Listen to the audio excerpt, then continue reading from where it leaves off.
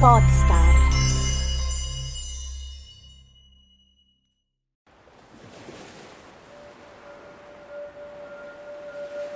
You grow up learning how tides move, how winds shift, how storms approach.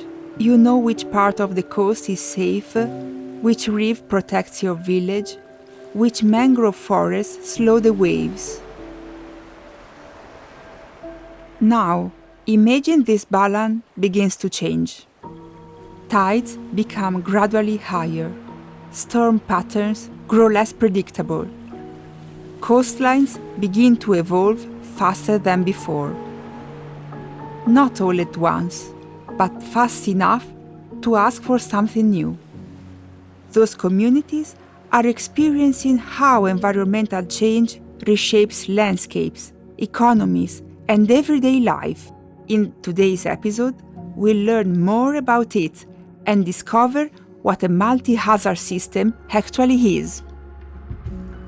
My name is Federica Orsi, and this is Green Tides, a podcast by the Decade Collaborative Center for Coastal Resilience, about people, science, and ideas that are shaping the future of our coasts.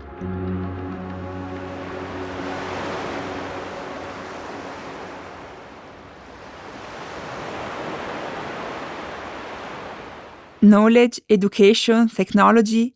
In the previous episode, we explored how coastal resilience is built through these areas. Today, in our fourth episode, we take a different step. Because resilience is about being able to adapt to new conditions that will settle after a disturbance has modified the previous situation. Island and archipelagic environments are what science defines as multi-hazard systems. Multi-hazard systems are where different processes interact rather than occur in isolation. Storm surge combines with sea level rise, while erosion reshapes coastlines already weakened by ecosystem degradation. At the same time, these systems often have very limited spatial buffering, which means there is less room to absorb change. And when space is limited, adaptation becomes more complex. There is also an economic dimension that cannot be ignored. In many highland regions, livelihoods depend directly on coastal environments, tourism, fisheries, and a wide range of coastal services. When ecosystems weaken, economies become more fragile, and when economies are under pressure, recovery becomes slower and more uncertain. The Caribbean is one of the most recognizable coastal regions in the world. Coral reefs, tourism-based economies, communities deeply connected to the sea. But this region is also becoming more vulnerable to hurricanes, storm surges, and sea level rise. Someone who knows this fact better than anyone else is Lorna Inniss. My name is Lorna Inniss, and I'm the regional coordinator of the Intergovernmental Oceanographic Commission's subcommission for Latin America and the Caribbean, based in Cartagena, Colombia. As an expert of the Caribbean area, we ask Lorna what are the most pressing coastal challenges currently affecting the highlands communities. The Caribbean small island developing states have several coastal challenges, mainly because their economic advantages are all coastal in nature. As a result, the issues associated with ocean-related hazards, especially sea level hazards, are coastal. As a result, the economic and social advantages of the small island developing states are very much at risk, under threat from several different hazards, tsunamis, but also sea level rise. However, there's an added issue. Small island developing states in the Caribbean are very heavily indebted. And as a result, trying to recover from these hazards has become more and more difficult, as the frequency and intensity of the hazards has also increased. The third challenge is that the ecosystems that would assist with the attenuation of any kind of coastal inundation those ecosystems are also at risk from the very same hazards, but as well from human-induced hazards. Coral reefs are often described as natural infrastructure. They reduce wave energy before it reaches the shore, protect coastline from erosion, and sustain both biodiversity and local economies. But when reef degrades, this protection is reduced and coastal vulnerability increases. In the last 30 years of my career, I have seen the reduction in coral reef health. And it began with coral diseases. As the coral diseases took over with an increase in sea surface temperatures, what we found was that reefs that were diseased had a greater vulnerability to these ocean-related hazards. So as a result, you have two impacts that complement each other and accelerate the degradation of coral reefs in the Caribbean region. You have the increase in sea surface temperature, you have the coral diseases, and you have the increase in frequency and intensity of sea level related hazards. Our challenge is to restore, but also to maintain the ecosystem services that those reefs have been giving us. Now, in the tourism sector, the services that we receive from coral reefs in relation to diving is vastly reduced in the Caribbean islands because of the challenge of coral reef loss and as well as issues related to water quality. So what we are finding is that more than 80% of the corals, the existing corals in the Caribbean, are either dead or dying, which leaves us only with 20% of healthy coral reefs at this point. Either we focus on a future with no coral reefs, which is something that we would really not want the coming generations to have to deal with. That's a global issue where we need all countries to come together and address the issues of climate change. And with that continuing to function very slowly, what we are seeing is a continual degradation of coral reefs in spite of aggressive restoration efforts. This is where we clearly see the connection between ecological and socioeconomic resilience. When ecosystems are under stress, livelihoods are affected as well. Environmental justice in small island developing states, in my view, is a major challenge because the coastal zone is really the entire island of any small island developing state. Governments, from my experience, focus very much on the bigger picture in the hope that smaller communities will benefit. And in a sense, this is not a fair way of addressing many of the climate-related issues, because there are some communities that are much more vulnerable than others, even in these small island states. However, the measurement of vulnerability really is a scientific measure. And one of the challenges that we have in the Caribbean small islands is a lack of data, a lack of capacity to collect the data in order to address issues, for example, of environmental justice. In many cases, relocation is not only a technical decision.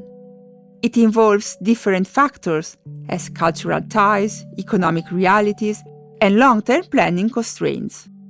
But also economic dependency on tourism, which has a huge influence over adaptation choices. Countries are having a major challenge with even this discussion. There's no way that small island developing states can compete in terms of costs, pricing, salaries, etc., related to manufacturing, for example. There are some countries that are trying to increase the levels of their financial services markets. However, now countries are looking to the blue economy as a possibility for diversification from tourism. The challenge is that many of the ideas that are being touted for blue economy will also degrade the coastal assets that these countries have. One of the big adaptation planning options is, of course, retreat from the coast. However, if you have a country that is only 400 square kilometers, there's no room for retreat, really. With that reality, then, comes the possibilities for adapting in place. And adapting in place from a coastal perspective is extremely expensive. So what is the solution? Some of the solutions that we may consider would be regional economic integration, which is, of course, one of the very strong elements that have been considered and worked on during the last 50 years by Caribbean small island developing states. The regional integration movement has assisted significantly, but when you have pivots in policy from regional integration to nationalism, this also complicates long-term adaptation planning.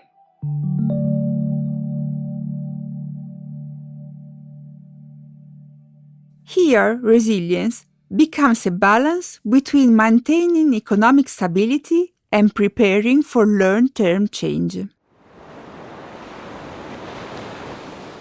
And now, from the Caribbean, we move to another region where coastal risks are equally complex, the Western Pacific. The Western Pacific is one of the most hazard-exposed coastal regions in the world, where typhoons, sea level rise, land subsidence, and rapid urbanization converge along densely populated coastlines. For these different areas, we spoke with another expert, Wenxi Zhu. Thanks to Wenxi's knowledge, first we explored what are the most critical coastal challenges currently affecting communities in the Western Pacific. Communities across the Western Pacific are facing a combination of interconnected coastal challenges driven by climate change, environmental degradation, rapid urbanization, and also increasing pressure on marine resources. So among the most critical threats are sea level rise, intensifying tropical cyclones, coastal flooding, erosion, and also marine ecosystem degradation. So sea level rise is already affecting, I think, many low-lying coastal areas and the small island communities in the region through the shoreline retreat, saltwater intrusion, and also increasing flood risk. So at the same time, stronger typhoons and extreme weather events are causing growing damage to homes, infrastructures, fisheries, and also local economies. Pollution, overfishing, and unsustainable coastal development are further weakening the ecosystem resilience and threatening food security and livelihood. So for instance, the mangrove loss in many parts of the Southeast Asia has reduced the natural coastal protection against reefs and storms. In the recent years, seagrass degradation areas in Thailand and also in the Philippines threaten biodiversity, fishery habitats, and the blue carbon storage. So, a big threat is created by sea level that rises from above and land that subsides from below. Together, these processes amplify exposure. What we ask Wenxi is how does rapid urbanization influences coastal vulnerability? The social vulnerability and the rapid coastal urbanization intersect with the climate risks by increasing both the exposure and the sensitivity of coast communities to climate-related hazards. Across the whole Western Pacific, I think many cities and the settlements are expanding rapidly along low-lying coastlines that are already vulnerable to sea level rise, storm surge, flooding, coastal erosion, and extreme weather events. But however, the impacts of this hazard are not evenly distributed. Their impacts are strongly shaped by social and economic conditions. The rapid urban expansion often pushes the lower income population into hazard-prone areas such as low-lying coastline, river mouths, reclaiming lines, or informal settlements. So these communities frequently have inadequate infrastructure and limited access to early warning systems, health care, and also financial resources for recovery. So in one word, I think climate risk in this region, particularly in coastal areas, is not only an environmental issues, but also development and social equity challenges. Before leaving Wenxi, one last question. Among all these coastal challenges, what is the core role of IOC Westpac? The coastal challenges facing the Western Pacific are highly interconnected and transboundary. The scale and the complexity of these challenges far exceed the capacity of any single country or institution to address alone. So the UNESCO IOC Subcommission for the Western Pacific, WESPAC, as a regional arm of the UNESCO IOC, works very closely with the national institutions, coastal communities, and also international partners to strengthen the coastal resilience and preparedness. So its core role is to bring together governmental agencies, research institutions, universities, and communities across the region through science policy interface, training workshop, and also regional network and collaborative and many practical action-oriented initiatives.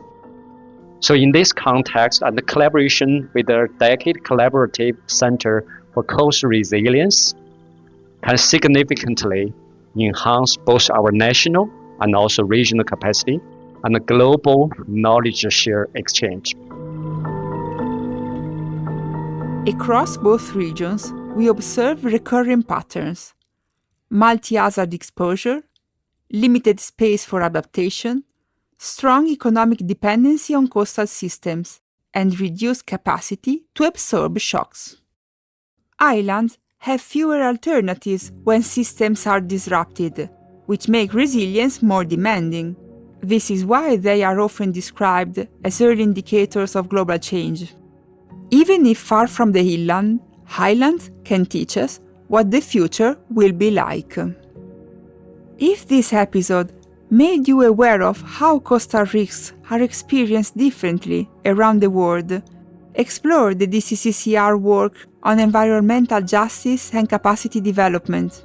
You can subscribe to our newsletter or visit our website through the link in the episode description. And don't forget to follow our podcast on your favorite platform and turn on notifications to stay connected. Until next time, protect and respect our coastal ocean.